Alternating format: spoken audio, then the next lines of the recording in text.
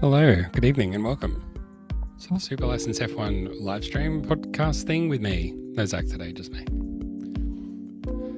Getting my toes, dipping my toes back into the water, much like you might dunk your face into a bowl of icy cold, what's that stuff called?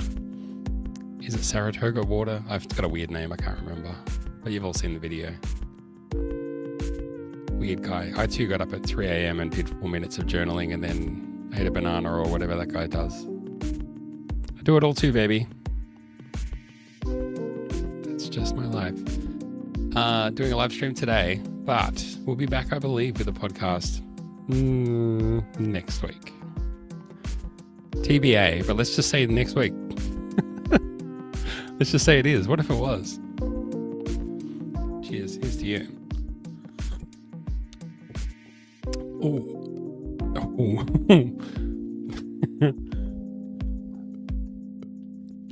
I made a hot toddy. It's lemon and ginger tea and honey and whiskey, but I don't think that's a single. Okay. Without any further stalling for time, let's fade down this music like a pro. I thought we might start off live streams with a quick check of the standings. So let's go first to this tab. Without any further stalling for time, here's the tab I've had open. Yes, here we go. Beautiful. Look at that. Let's just fix that camera angle a bit. Yeah, no. Where am I? Here we go. This is what I wanted. The year 2025.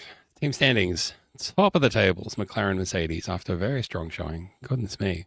Second, Mercedes. Ferrari should be in the hunt here, but we'll get to that later. Red Bull Racing, again, they've done okay, but they're really just not maximizing. Williams, Mercedes on 17, Ferrari also on 17. Haas, Ferrari, ridiculous, 14 points. Aston Martin, Aramco, Mercedes, 10 points. Kick Sauber. I had them on 0 points prediction for this year, suddenly on 6 points. Racing Bulls, Honda, RBPT, 3 points. Yet to get onto the board, poor old Alpine. On zip, zilch, nada. They get nothing. Let's jump over to the driver standings. I think this is actually pretty interesting, and it's only 2 races in. Top of the table, Lando Norris, 44 points on Lewis Hamilton's number. Max Verstappen, 36 points somehow. George Russell, again, talk about a guy that's done absolutely nothing and is creaming it. 35 points. The Chinese race winner, Oscar Piastri, only on 34 points. Kimi Antonelli, 22, Albon, 16, Ocon and Stroll, 10 points each, doing pretty well, frankly, for those drivers. Hamilton, 9, Leclerc, 8, absolutely spitting chips, those guys. Hulkenberg, 6, Ollie Behrman on 4 points. Tsunoda, 3 points. Sainz, 1 point. Hadjar, Gasly, Lawson, Doohan, Bortoletto. Rookies struggling along on 0 points. Looking every bit the rookies that they are, I guess. We should do a rookie check-in throughout the year, perhaps. But yeah, wanted to talk a little bit about Oscar Piastri first, obviously, because he only went and won the Chinese Grand Prix. He only went and, what did he come, second in the sprint? And then had pole for Chinese Grand Prix. He was pretty happy after pole, wasn't he?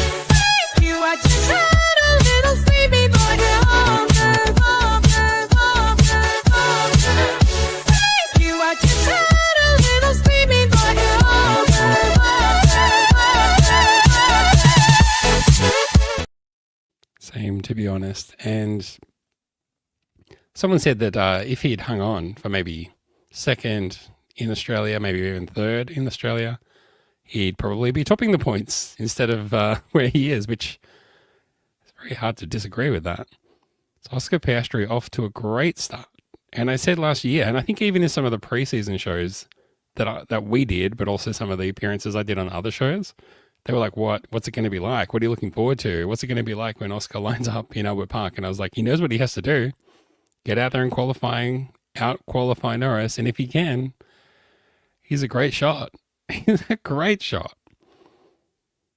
And Norris knows what he has to do. Norris needs to out-qualify Piastri, and he needs to make a better start than he has been for the last year or so, where he qualifies first and then loses it in the first lap. So Norris knows what he has to do. So far, he's done it or he's been close. We're only 2 races in. But I think both drivers showing signs of exactly what they need to do if they want to be the ones leading throughout the championship. And leading at McLaren looks like it's going to be the prize position, because their car, again, looks very good in all conditions. People talk about Australia being non-representative of a typical racetrack, but China is a little bit more representative of a typical racetrack, and it's got long straights. So the fact that Mercedes did well, McLaren did well in Australia and China, that's very promising. But I just hope that they can keep a fight going between them for a little while, because I really don't want one of them to dominate. And then in the battle with the other drivers, things start to get a little bit one-sided, let's say, at McLaren, when the old papaya rules start to come into play. We're going to have a little bit of fun first, and then we're going to talk through some stories about people who are not having a good time. So maybe first, I mean, you want to talk about fun F1 stories, there's really kind of nothing better than this story. So let's pull it up and have a look. Okay, lots of people posted this. This post, I happened to just pick this post from Park Ferme Parlay. What's happening here? Because no way this got past a room full of people and not a single one mentioned.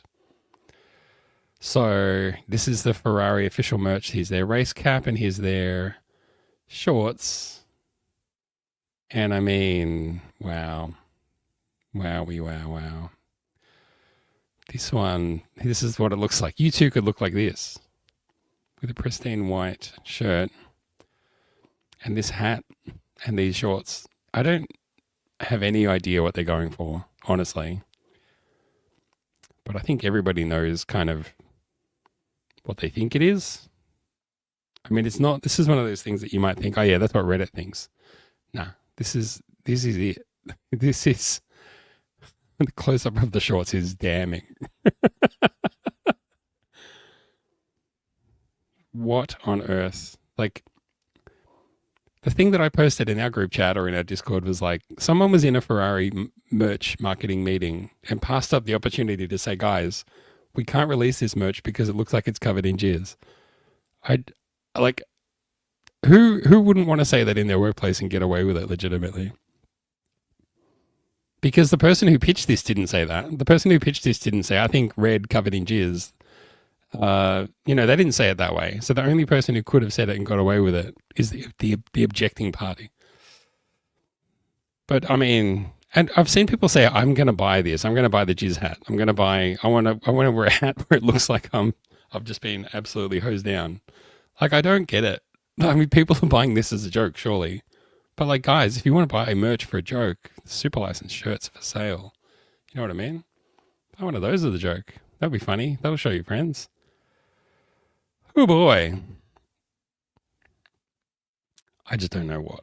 I can't explain it. I have no explanation. More like the Jizfosi, something like that, right? Next thing we're going to get into.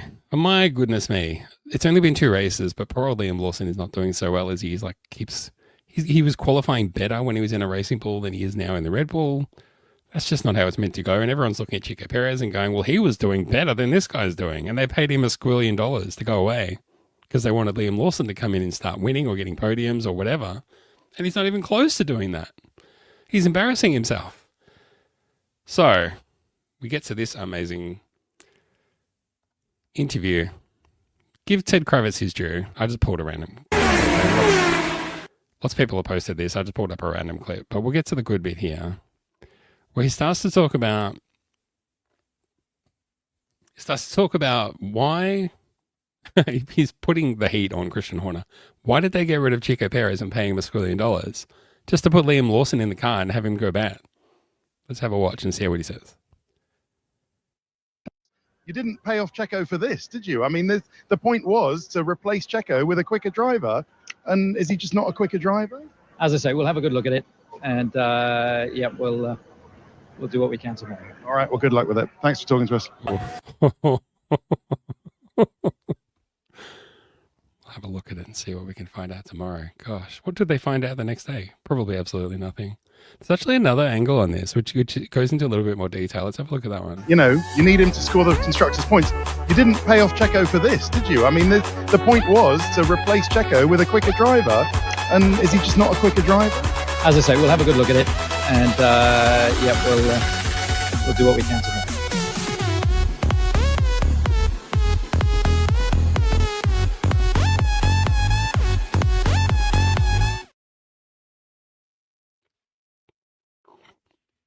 I don't know. I don't know. What are we doing? Bits now? Come on, man. And what is that, like 10 years old, that meme? Come on. We're above that. We don't make dumb jokes about stuff. Let's have a real look at what's going on. Because I've seen lots of people posting, there's this story on the F1 website that says Christian Horner, pours cold water or finally remarks on possibility of Liam Lawson being replaced for the next race in Japan by the Japanese driver Yuki Tsunoda. Like, a whole bunch of that makes sense. But I've seen people posting that story from the Formula One website, and it has quotes from Christian Horner that he gave literally right after the race. And he was like, we will look at the data and make a decision. And they're like, that's not him pouring cold water on it. That's him not even making a decision. That's him giving a diplomatic non-answer. That's not proof of anything. Absolute waste of time. And yet, meanwhile, stuff like this is going on. First of all, one of the things that I wanted to spend some time this year doing, whether it's on the podcast or on live streams, is pointing out the ads. So here we go. Eats everything else for breakfast. Ram. Never heard of it, but they look shiny. And what is this? The only CRM for B2C. I don't believe that. But this is Clavio. So go and check out Clavio. Now it's refreshed with Scoot, which is more comfort, greater value, better experience. What is this? Travel like a train? I don't understand. And Microsoft Azure. So go and sign up for all of those. Anyway, into the meat of the story. Red Bull to hold meeting after Chinese Grand Prix disappointment. It says Helmut Marko. Oh, that's what you got to do. You got to go talk to the guy with no filter whatsoever. Red Bull Motorsport advisor Helmut Marko has revealed that the team is set to hold a meeting next week after a disappointing start to the 2025 season. You probably have a meeting after a disappointing start to the season and then go and say good things about everybody and keep everybody in their job. That's probably what you do. Red Bull Motorsport advisor Helmut Marko has revealed that the team is set to hold a meeting next week after its disappointing start to the 2025 season. Although four-time Formula One champion Max Verstappen is currently in second position in the standings, the team has been suffering issues with the RB21. Sure it has. Verstappen's new teammate Liam Lawson has especially struggled to get the grips with the new car. I mean, it's fair to say that Verstappen has struggled a bit with the car, but he's scoring points, he's in the mix. He might not be fully happy, but at the same time, Liam Lawson has been literally coming last, like in qualifying and stuff. If there's any pace in the car, it'll be there. After retiring from a rain-soaked Australian Grand Prix, the New Zealander hoped to turn things around when he arrived in China. However, his difficulties continued. He qualified in P20 for both the sprint race and the Grand Prix and is yet to earn any points. Is that good? Can someone tell me? Post in the chat, please. Despite only having 2 Grand Prix weekends of the 2025 season under his belt so far, rumours have already started to circulate that the Kiwi could be replaced by Yuki Tsunoda as early as the Japanese Grand Prix. We're pointing out that this was quote-unquote confirmed by Ralf Schumacher, saying, yep, just got the inside word here. Yep, actually, he just pulled out his phone. And he was like, ding, ding. Oh, what's that? Yep. Oh, okay. Yeah, it looks like Red Bull are going to replace Yuki Tsunoda and Liam Lawson, do the switcheroo. Actually, the rumor isn't even that they'll do a switcheroo. The rumor is Lawson is out. Like, out. Yuki Tsunoda will go to Red Bull, and then stepping in at Racing Bulls would be Franco Colapinto. So, yeah, things are getting real spicy. Speaking to motorsport.com, Marko explained that the team will be holding a meeting to discuss the weak spots, aka Liam Lawson. We have to work hard. Max is in the factory next week with the engineers to discuss where the weaknesses are, not Liam. We have to improve the car as soon as possible, but we know it will take time. I'm sure that the idea that Max is also struggling in the car is what the defenders of Leon Lawson and those who want to keep him in longer will say. They'll say it's the car. And to be fair, this is what a lot of people, a lot of like average pundits online have been saying, which is you could look at any driver from the last few years, the last 5-6 years, whoever isn't Max Verstappen who's in that team doesn't do well. They set up their car for Max Verstappen. Now, the problem with that argument, I would say, is that, you know, there's a bit going on to that. When Red Bull are dominating, they can make the car easier to handle. When Red Bull are not winning and certainly not dominating, they dial up the performance, which dials down the handling, which means you have to be better to be able to handle the car. Now, Max Verstappen's handling is exceptional, so he can handle it. The famous example, I think Alex Albon gave this example of like turning up the sensitivity on your mouse, turning it up as high as it goes, and you move it a tiny little bit and it flies across the screen, which I like. Now, I'm not saying I'm like Max Verstappen, but people say that. But anyway, the point is, when they need a driver who can handle the mouse sensitivity turned up like that. It seems like Liam Lawson can't do that. Now, it's clear that he can drive too, because he stepped straight in at Racing Bulls and did well. So it's not like he can't drive, but this is what everybody's saying. It's a Red Bull problem where they favor one driver over another with the setup of the car. They need to find a way to share the love a little bit. Not disadvantage Max, you know, or disadvantage Max as little as possible while also benefiting their second driver for once is what everybody wants. That's the end of that story. So there we go. What else is fit to print about this one? What that makes me think of is obviously there's ramifications if, let's just say hypothetically, Lawson is dropped out. Let's say hypothetically Yuka Tsunoda steps up and does really well, and Franco Colapinto goes in at Racing Bulls. Who benefits the most out of that? You might say Yuki Tsunoda.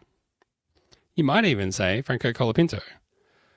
I would argue the guy who benefits most is this guy, Jack Doohan, because all of the talk preseason was that Jack Doohan is under threat and that his seat is the most at risk and Franco Colapinto's coming to eat his lunch.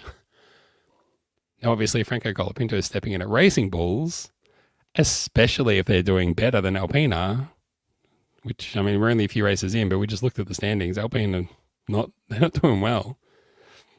Why would Franco Colapinto want to go to Alpine? That might be good news for old Jackie Doohan. Jackie Mick Doohan. Can we christen Jack Doohan with the nickname of Mick so that Aussies like me, who have that urge to say Mick Doohan, it just covers it up? Mick Jr. How you doing? What are you doing? I think that was his nickname. We were going to call him. Unfortunately for Jack Mick Doohan, he had a bad weekend. Jack Doohan racks up 4 penalty points in one weekend after China GP ordeal. Jack Doohan finishes the first 2 Grand Prix with no championship points, but instead 4 penalty points on his super license. Hey, they said us in the press. I think we need to come up with a word where a driver finishes the year with more penalty points than championship points. We need to, maybe that could be the super license. I don't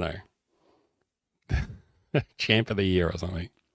Alpine driver Jack Doohan managed to accumulate 4 penalty points over the Chinese Grand Prix weekend. The Australian driver finished the Chinese sprint race in 20th and the Grand Prix in 13th. That wasn't that bad.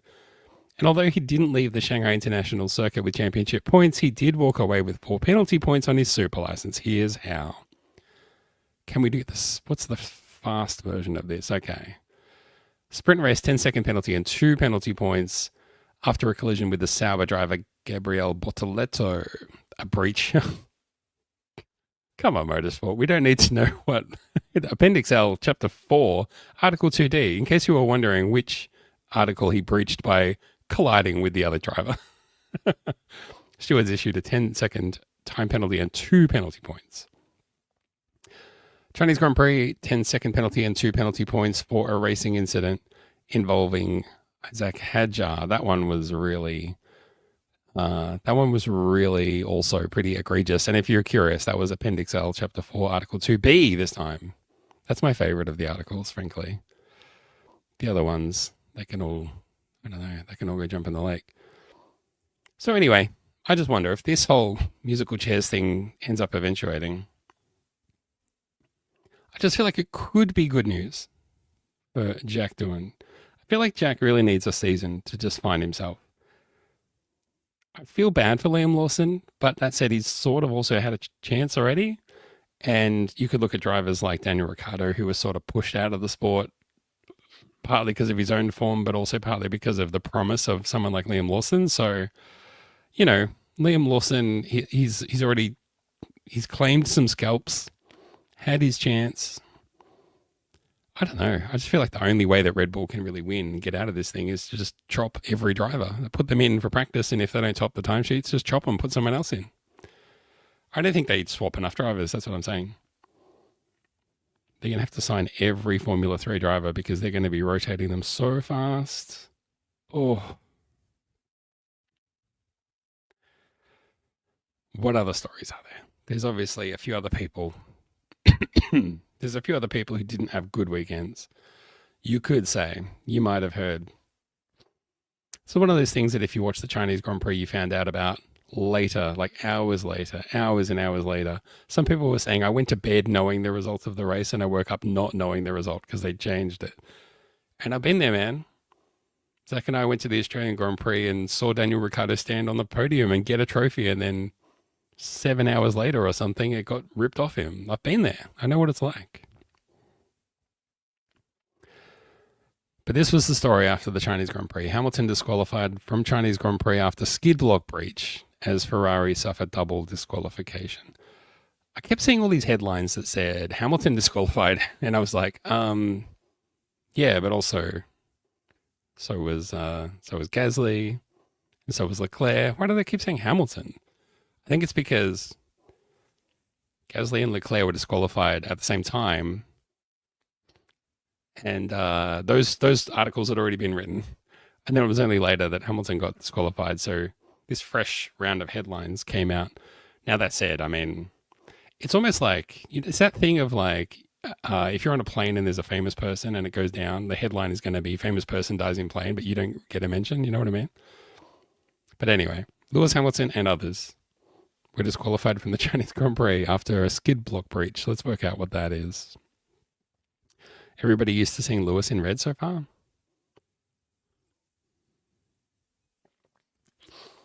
Not enough ropes on his merch there, I don't think.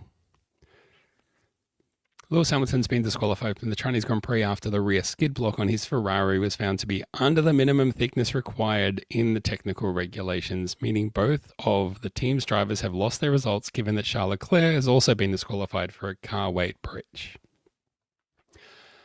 Yada, yada, yada, yada, yada. The technical delegates report stated that when the skid wear of Hamilton's car was checked following the Grand Prix, the rearmost skid was found to be below the minimum 9mm thickness required, meaning that the matter was referred to the stewards.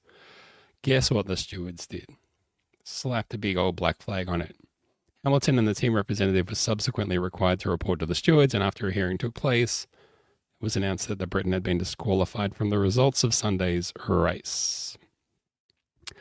A document released following the hearing reads, the plank assembly of car 44 was measured and found to be 8.6 millimeters on the left-hand side, 8.6 millimeters on the car center line, and 8.5 millimeters on the right-hand side. So all three measurements being under the 9mm width that the technical regulations require. Now, this is one of those things that doesn't give you any performance, and this always stirs up a whole bunch of chatter and conversation. You get no performance benefit. It's ridiculous to disqualify the car. Unfortunately, the car has to comply with the regulations, and if it doesn't, you get disqualified. It's pretty simple. I think someone asked Lewis about this, and he said, yeah, we raised the height of the car because we were like, not because we were worried about it, but just to be sure, you know. But it was a long race, and there was just a lot of, that was Charles Leclerc's issue as well, was that he did a long race and there was unexpected tire wear because they did long stints because it was a single stop race for them. So the tires, which I don't understand the tires. They should be weighing them without the tires, first of all. That would solve a lot of problems. That's a thing that can wear away. That's the thing that the drivers at the end of the race just game the system by driving over the marbles and picking up rubber. Or in this race, I saw Piastri and Verstappen driving through the mud to pick up mud for their tires so they wouldn't be underweight. So I just reckon let's just come up with a weight that doesn't include the tires. The tires are standard anyway and provided by Pirelli. So who cares? Take those off and then weigh the car. That would be the easiest way, right? But a big deal was made about this Hamilton one because of the tolerances on these measurements. Now, obviously, 0.5 of a millimeter is nothing, right? Obviously nothing. I saw these like clips on, I guess it was like British morning radio or morning TV shows and stuff where they were pulling out business cards. They're holding up business cards being like, look at this. Less than the thickness of this. That's how much, beyond the regulations Hamilton's car was. So it's ridiculous that he gets disqualified. But it's like, again, dude, the car has to be within the regulations. You can't, if you're not sure, build in some extra tolerance. Like, that's kind of what Formula One is about, is pushing up to the limits, but not going past them. And that's really the art of, like, designing and driving a car, frankly.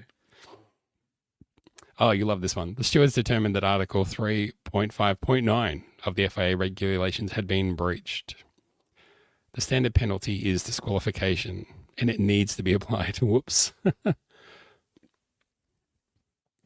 So, unfortunately, Ferrari had a bad race in Australia, strategy-wise and pace-wise. I'd say maybe more pace-wise than strategy, but still it was bad. And they were looking to bounce back, and it looked like the good, strong showing that Leclerc had. Hamilton less so. Hamilton was ahead, but he had just pace. He was all, I don't know, he's getting all in his head about stuff, and he was like, I'm just going to let Leclerc go past because I can't work out why I'm slow. I just can't work it out.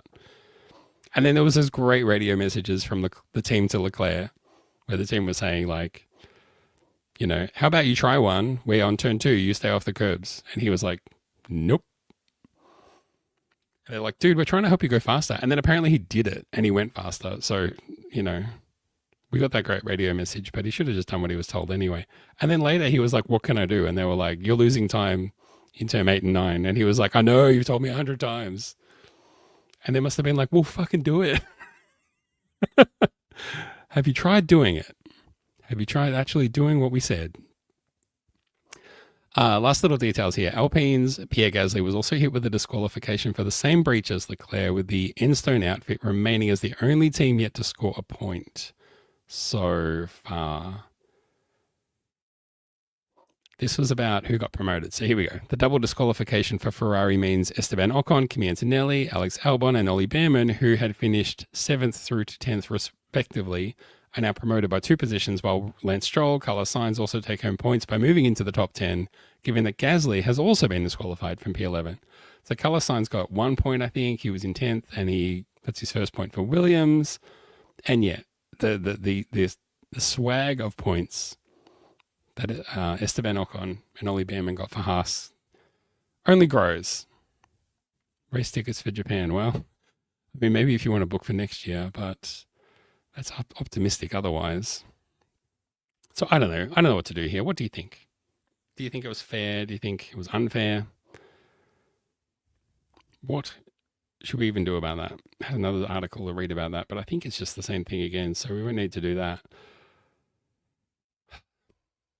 We can move on to another story, which is, yet again, this is the theme for today's show. People who had a bad day. People who need to do a little bit better. Including the Red Bull Racing Bulls strategy, quote, folks. It's a shame Agile Laments strategy causes Racing Bulls miss out on points in Chinese Grand Prix. We read off the list of all the people who got points. 3 cars in front of them got disqualified. Racing Bulls still don't get points. They were both running in the points. Terrible strategy call. This look. Well done to the sub-editor who picked this photo.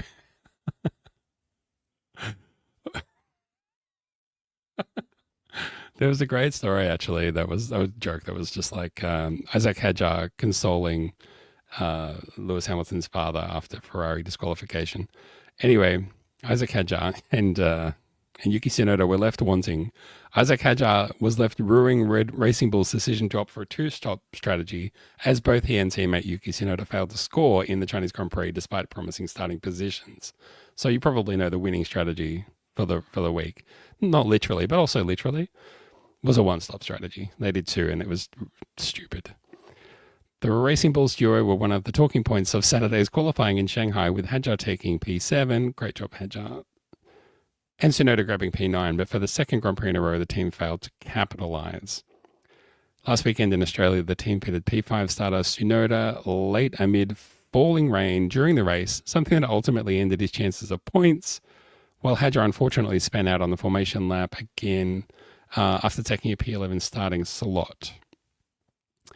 This time in China, it's the team's insistence on sticking to a two-stop strategy that proved to be their undoing, despite tyre degradation being lower than forecast and many rivals opting to switch to one-stop strategies. Everyone was on the radio talking all about it. It was no mystery.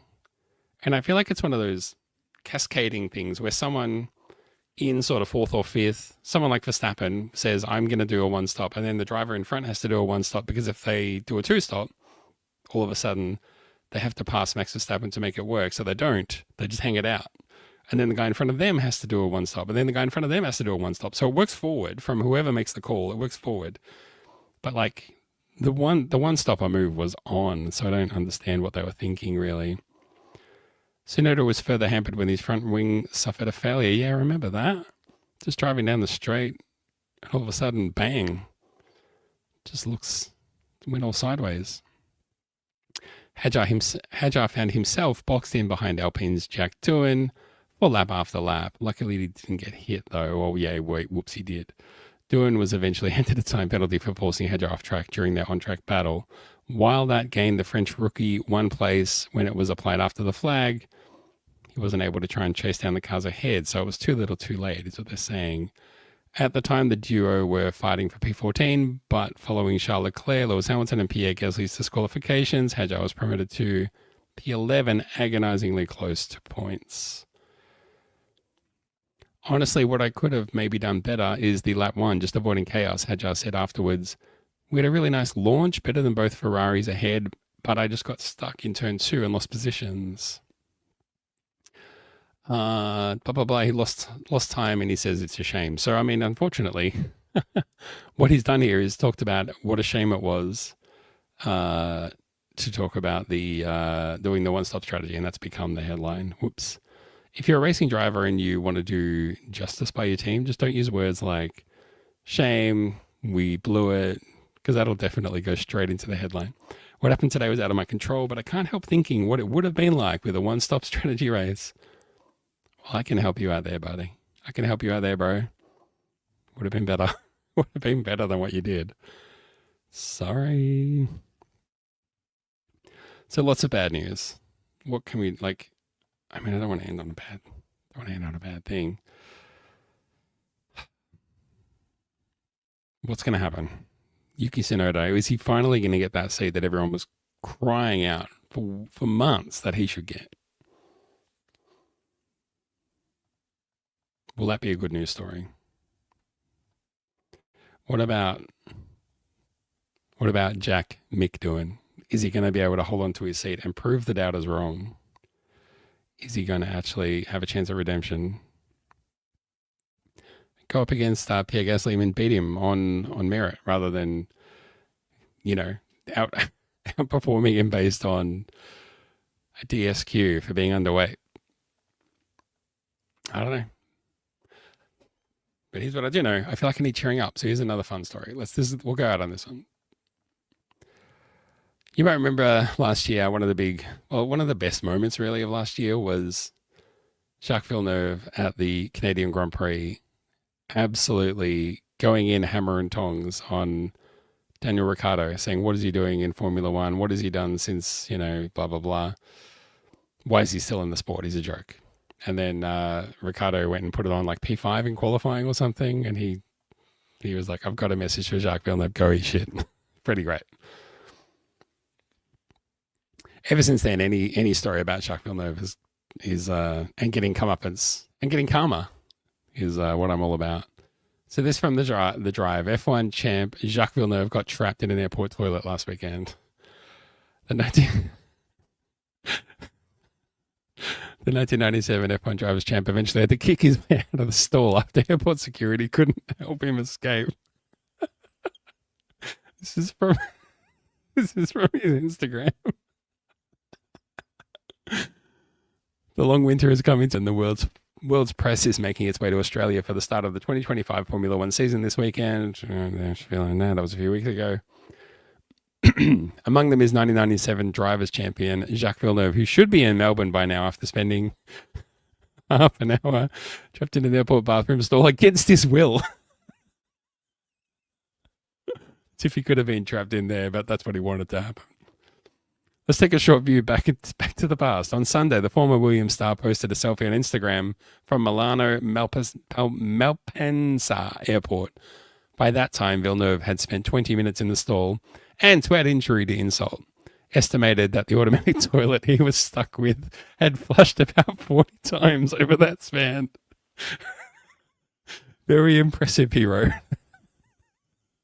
One commentator compared the experience to his first year on the British American racing team in 1999, to which the Canadian replied, "The BAR broke down faster, never got stuck in it for that long."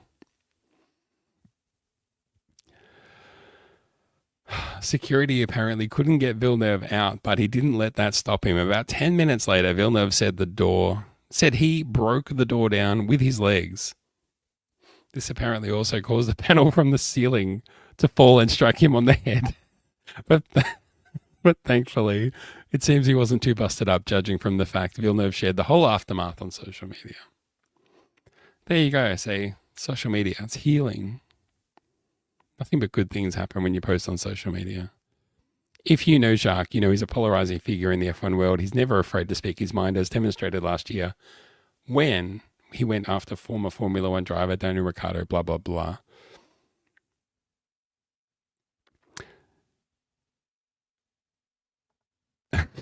Ricciardo has many fans and Villeneuve perhaps many detractors.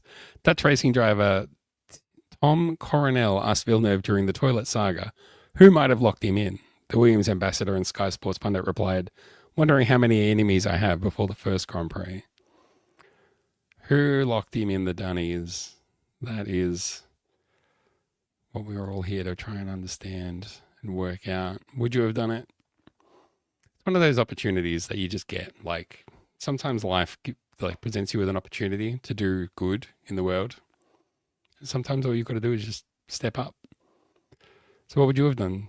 If you saw Jacques Villeneuve walk into the toilet and you saw that the lock was a little bit busted and all it take was a little flick and it was going to go chunk and just get stuck for 30 minutes until he kicked it open and then a panel fell off the roof and hit him in the head. Like Wile E. Coyote or something. I don't know. That gives me a lot to think about.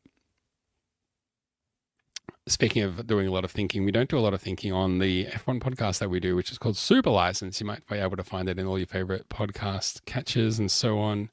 We'll be back with a podcast, I believe, next week, right in time. Hopefully the news will be decided and announced by then. Who is going to be driving for Racing Bulls? Who is going to be driving for Red Bull? My money will be on no change, but we shall see. Don't forget to, if you want to actually send in predictions for what you think is going to happen in the race and qualifying, you can join the Discord. There's a predictions channel where you can go and say, I reckon this driver's going to come pole, this driver's going to take the win, and this driver's going to come 10th. That's always a tricky one. Something that we used to do on the podcast 12 years ago. Really that long. People used to send in all the predictions and we would play them on the show and stuff, but we sort of moved on from that, but I'm trying to get it going again in the Discord. So come have some fun. Tell us who you think is going to get pole, win, and 10th in the predictions channel of the Discord. The Discord is on the website, which is superlicense.fm. This week, the FM stands for Zach. Oh, he's not here. It doesn't matter. Well, let's play the exit theme. We don't have an exit theme. Fucking hell, this show's amateur hour. All right. Well, like I say, we'll be back very soon before you know it. Unless you know something I don't know. We'll be back soon enough. Till next time up in Rod. see you when I see you.